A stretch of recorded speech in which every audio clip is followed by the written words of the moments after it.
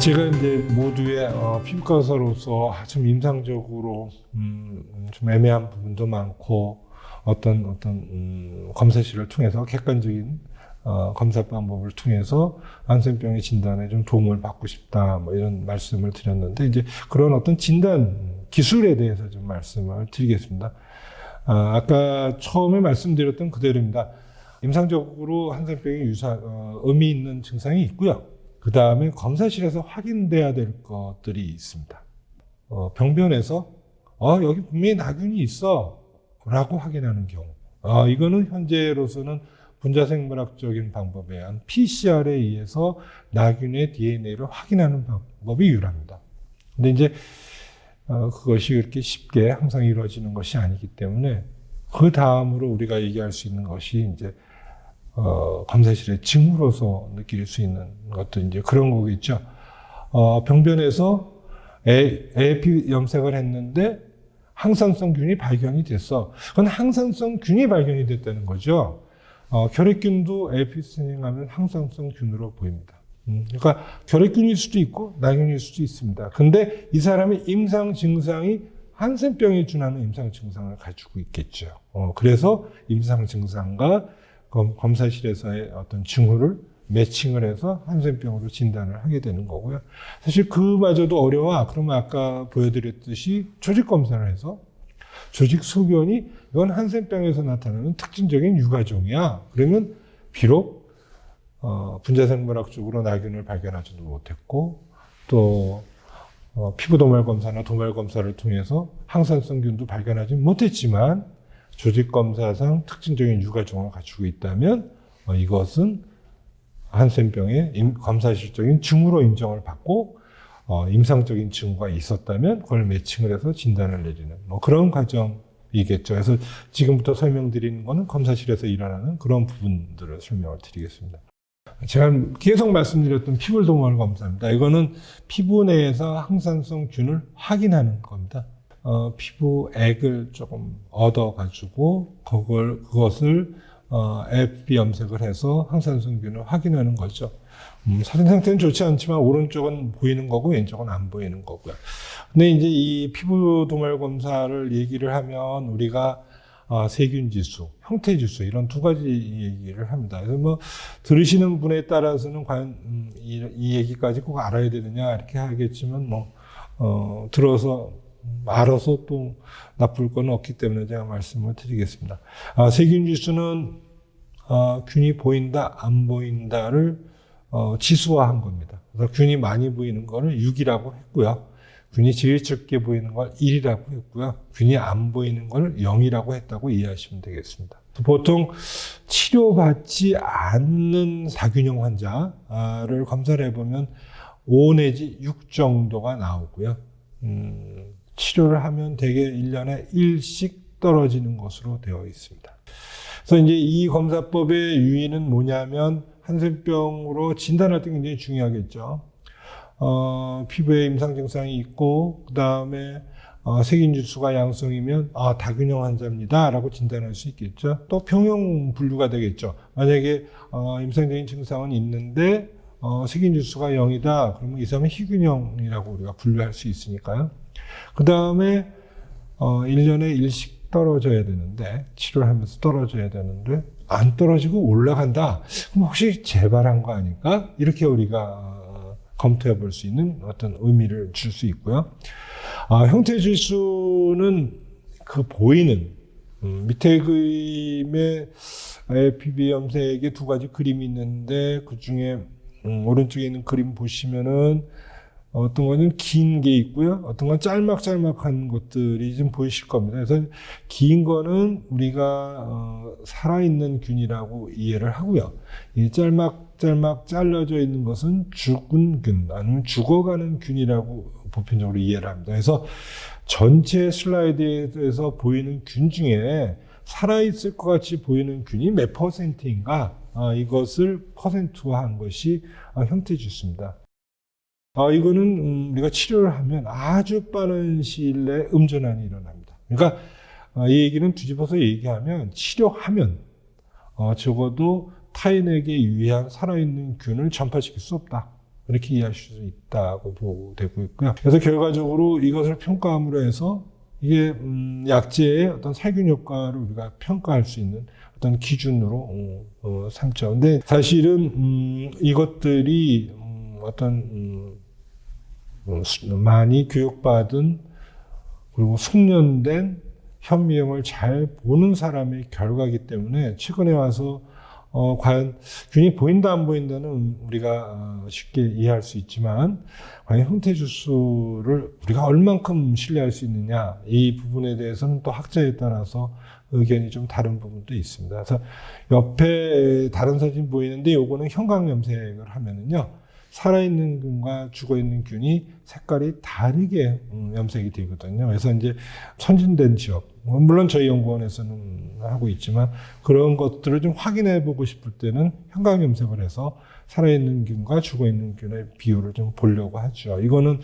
아까보다는 좀 덜 숙련되더라도 색깔이 다르니까 쉽게 구분할 수 있다. 이렇게 아시면 됩니다. 다음에 이제 피부나 말초신경의 조직 검사입니다. 그러니까 임상적으로 판단이 어려울 때 우리가 당연히 해야 되고요. 경우에 따라서는 말초신경에서 생검을 하게 되는데 피부에서는 사실은 그렇게 위험성이 없지만 말초신경은 말초신경을 떼어내는 거기 때문에 사실 너무도 공격적인 진단 방법이죠.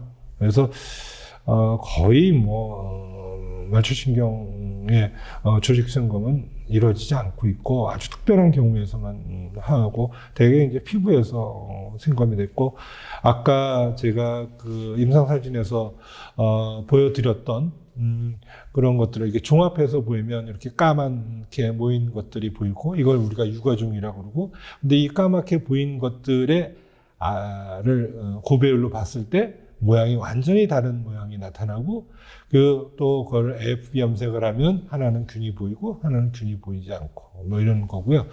혹시 이제 조직생검을 실제로 하시는 분들, 의사분들한테 참고적으로 말씀드리면 나균이 피부에서 주로 상층부보다는 중층, 하층에서 병변을 많이 일으키기 때문에 조직 검사를 좀 깊게 하셔야지만 충분한 어떤 검사 결과를 만족스러운 검사 결과를 얻을 수 있다라고 제가 말씀드리고 싶습니다. 다음에 이제 분자생물학적인 진단인데 이 부분이 이제 모든 것을 다 초월할 수 있습니다. 만약에 어떤 병변에서 이 분자생물학적인 검사를 해서 나균의 DNA가 발견이 되면 임상 증상도 필요 없게 되는 거죠. 거기에 나균이 있었으니까. 그러니까 그럴 정도로 우리한테 어떤 확신을 줄 수 있는 검사 결과입니다. 그래서 여러 가지 과정을 통해서 옆에 이런 사진의 형태로 보이는데 이렇게 사진으로 보일 수도 있고 최근에 와서는 수치로 나타나는 경우도 있고 사실은 그렇습니다. 그래서 이게 감수성이나 특이도는 굉장히 좋습니다. 그런데 사실 비용이나 어떤 기술적인 문제 이런 거기 때문에 현장에서 통상적인 어떤 진단 방법으로 이용하기에는 좀 어려움이 있는 것이 한계라고 생각하고요. 기존의 PCR이라는 방법을 좀 진일보 시켜가지고 램프라는 어떤 다른 검사법들이 있는데 저희 연구원에서도 이거에 대한 연구를 계속 진행을 하고 있습니다.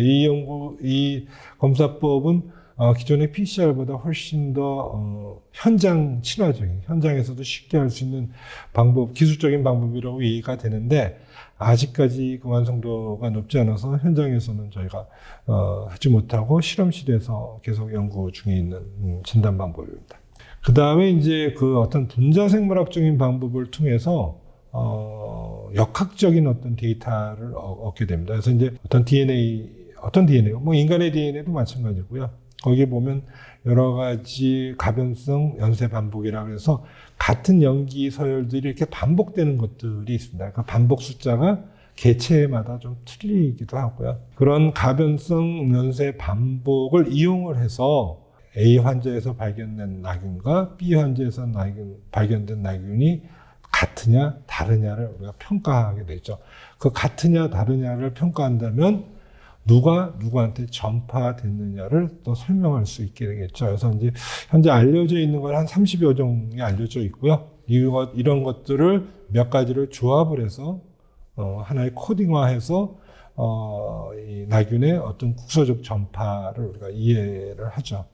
그 예 중에 하나가 이제 TTC라는 염기의 반복입니다. 그래서 이제 처음에 여기 보여드리는 건 5개의 타입만 있는데 5개만 있는 건 아니고요. 10, 11, 12, 13, 15 이렇게 있는데 그 이후에 많은 타입들이 발견이 돼가지고요. 7개가 발견된 나균, 8개가 발견된 나균, 15개, 30개가 발견된 나균. 그래서 굉장히 다른 것들이 났는데 너무 많은 숫자가 나와서 이거 하나만 가지고는 우리가 역학적 의미를 갖기는 좀 어렵고 다른 어떤 가변 연속 반응 숫자를 조합을 해가지고는 이 나균의 국소적 전파를 좀 이해하는 데는 좀 도움이 될 것 같습니다.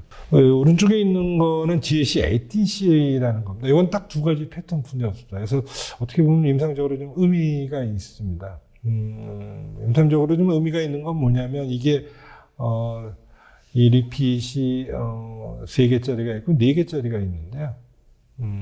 현재까지 밝혀진 바에 의하면 우리나라 분들은 다 4개입니다.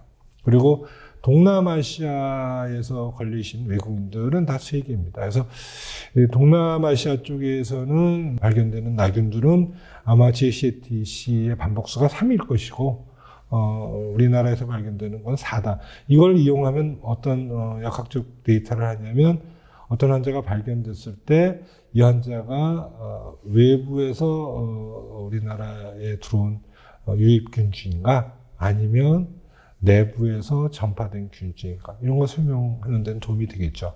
예를 들면 외국인이 발견이 됐습니다. 환자가. 근데 그 사람이 리핏이 4였습니다. 그러면 아마 그 사람은 한국에서 걸렸을 가능성이 좀 높겠죠. 근데 그 사람이 3이었습니다. 그러면 그 사람이 원래 나라에서 이 균에 노출이 된 다음에 우리나라 와서 잠복기가 기니까 병이 발견됐다 이렇게 이해할 수도 있겠죠. 그래서 그렇지만 이것이 100%는 맞는 건 아니고요. 그런 식으로 우리가 추정해서 역학적으로 판단할 수 있는데 도움을 줄 수 있다. 이렇게 이해하시면 되고요. 그 다음에 이제 단일 염기 다형성을 이용하는 경우입니다. 이거는 사실 세계적인 전파를 설명을 합니다. 그래서 한센병, 나균이 어디서부터 시작됐을까? 거기에 대해서는 이제 많은 학자들이 인도가 워낙 한센병 환자가 많기 때문에 아마 인도에서부터 파생됐을 거다 이렇게 이해를 하죠. 인도에서부터 유럽으로 가고 그다음에 아시아로 오고 그래서 우리나라도 오고 이런 식으로 전 세계적으로 확산되지 않았을까 이렇게 했는데 이 연구에는 우리나라 데이터도 들어가 있습니다. 우리나라 데이터를 포함해서 파스테르 연구소에서 연구한 결과에 의하면 그거보다는 이디오피아가 더 맞지 않을까라고 또 설명을 하죠. 그래서 이 3가지 그 염기의 변화에 따라서 이 나균이 인류사 쪽으로 어느 지역에서 어느 지역으로 이동을 해서 한센병을 전파시켰다 이런 설명을 하는 어떤 데이터도 얻을 수가 있습니다. 또한 이제 약진 해상에 대한 부분인데요. 다음에 이제 치료에 대해서 제가 말씀드리는데 비교적 한센병 치료는 다른 감염병 치료보다 좀 치료 기간이 깁니다. 치료 기간이 길다 보면은 그 균주들도 병원체들도 그것에 대해서 저항하려고 하고 그 저항하는 과정에서 내성균을 만들게 됩니다. 그래서 비교적 그 한센병에서의 내성균에 대한 관심은 굉장히 높았던 거죠. 근데 이제 우리가 우리가 쉽게 생기는 병에서의 내성균의 평가는 그렇게 어렵지 않습니다. 환자의 환부에서 균을 따서 배양을 해가지고 거기다가 적절한 항생제를 놓고 어느 항생제가 듣는지를 보면 내성균을 찾을 수 있겠죠.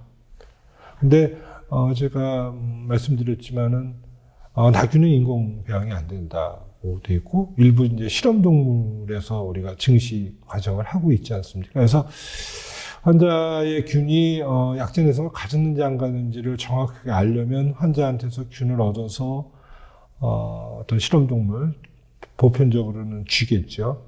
쥐에게 접종을 하고 그 결과를 접종을 한 다음에 균을 좀 많이 늘리고 그 균을 또 여러 쥐한테 접종을 한 다음에 좀 기른 다음에 그들에게 약제를 투여해서 균이 없어지느냐 안 없어지느냐 이렇게 보면 약제 내성을 확인할 수 있겠죠. 근데 그러려면 적어도 뭐 한 1년 이상, 2년 정도의 시간이 걸리고 경제적으로도 굉장히 부담스러운 거 되고 그런 거죠. 최근에 그 약제 내성을 본 것은 기약제 내성을 가진 균주는 어떤 특정 유전자의 돌연 변이를 가지고 있다는 사실을 역이용해서 환자한테서 발견된 나균의 DNA를 분석을 해서 그 위치에 돌연 변이가 있는지 없는지 이런 것들을 확인하는 과정을 통해서 약제 내성을 확인하거든요. 그래서 분자생물학적인 방법으로 약제 내성을 확인할 수가 있습니다.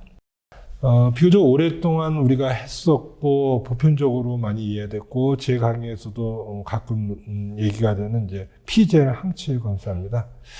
이건 나균만 가지고 있는 특이한 물질입니다. 그래서 그 특이한 물질에 대해서 그 특이한 물질이 항원으로 작용해서 우리 몸에서 항체를 만들게 되고요. 그 항체의 역할을 측정함으로 해서 내가 얼마나 많은 나균에 노출이 되어 있는 것을 평가하는 것이죠. 그래서 이제 그런 부분으로서 역할을 그동안 많이 했었고요. 2000년도 이후에 또 다른 어떤 진일보는 나균이 신경을 침범을 할 때 굉장히 중요한 역할을 한다라는 거죠.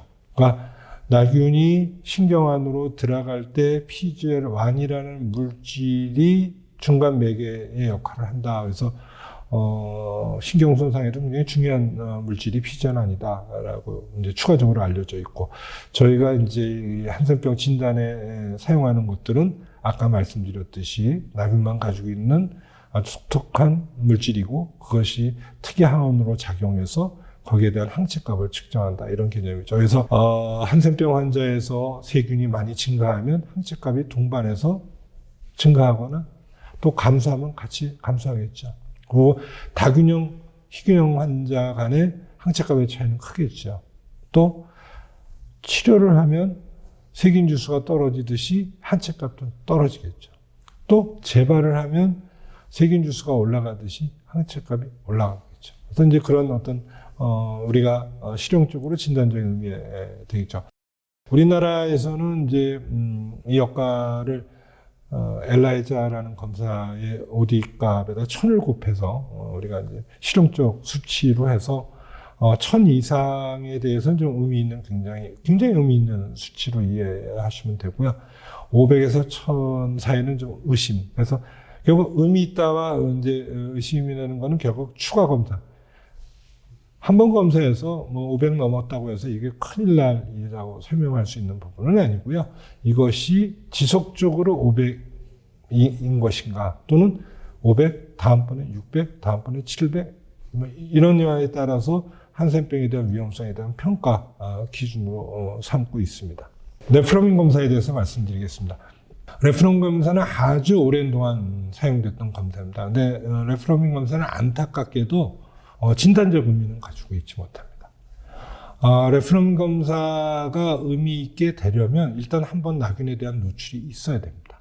그러니까 이제 과거에 나균에 대한 노출이 있었던 사람은 어떤 형태든지 레프로민 검사의 결과를 우리가 의미를 줄 수가 있는 거고요. 근데 이제 환자인 경우에 레프로민 검사가 강양성이 나오면 그 환자는 나균에 대한 세포 면역이 비교적 살아있다. 어느 정도 의미가 있다. 이렇게 이해하기 때문에 희균형, 결핵 양형으로 진단을 하게 되고요. 레프로민 검사가 의미 없게 나왔다. 이거는 이 사람은 나균에 대한 세포 면역이 상당히 약화되어 있다. 이렇게 보기 때문에 다균형 또는 나종형이라고 진단을 할 수 있는. 그래서 병형을 결정할 때는 굉장히 의미를 갖지만 레프로민 검사가 양성이라고 해서 이 사람은 희균형이야 이렇게 얘기하는 거는 굉장한 오류를 범할 수 있습니다. 이것은 지금 현재 진행되고 있는 거고요. 아직 실용적으로는 거의 이용되고 있지 않습니다. 그 여러 가지 뭐 피젤 항체 검사라든지 뭐 PCR 검사라든지 여러 가지 과거보다는 굉장히 좋은 검사 방법이 나왔음에도 불구하고 완벽하고 완전하게 설명하는 부분에서는 좀 부족하다라는 것 때문에 여러 가지 생물학적 지표가 뭐 생물학적 지표에는 뭐 염증 지표도 들어갈 수 있고요. 여러분들이 뭐 아실지 모르겠지만 사이토카인 지표 뭐 이런 것들을 이용을 해서 좀 더 한센병 진단을 조기에 할 수 있지 않을까 하는 연구들이 계속 진행되고 있고요. 그 과정에서 그러면 나균의 특정한 물질들이 그런 지표들의 상승을 유발시키느냐, 뭐 이런 것들에 대한 연구들이 진행되고 있습니다. 이건, 향후에 가서는 뭐 5년, 10년 후에는, 어떤 새로운 진단 기법으로, 사이토카인의 값이라든지, 뭐 ESR의 값이라든지, 염증 지표의 값이 아마 이용될 것입니다. 이상으로 이제 한센병에 대한, 진단에 대해서 말씀드렸습니다. 여러 가지 뭐 어떤 면에서는 굉장히 어려운 얘기일 수도 있고요. 잘 이해되지 않은 부분도 있을 것 같습니다. 그런데 제일 중요한 것은 한센병의 진단이 그렇게 쉽지 않다라는 거고, 그다음에 한센병의 진단을 위해서는 한센병이 아니라는 생각을 염두에 두시고 진단에 임해야지만 이 한센병에 대한 어떤 편견을 줄일 수 있다라는 부분을 마지막으로 강조해 드리고 싶습니다. 감사합니다.